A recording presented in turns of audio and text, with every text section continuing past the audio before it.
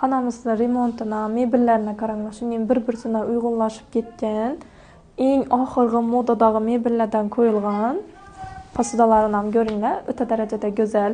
Kandillarimiz ham eng oxirgi modadagi kandillardan qo'yilgan. Endi bu xonada nima yetishmaydi deb o'ylaysizlar? Albatta parda. Xonani ko'rkini ko'r qo'shib beradigan, uyni yanada go'zallashtirib beradigan narsa bu parda bo'ladi.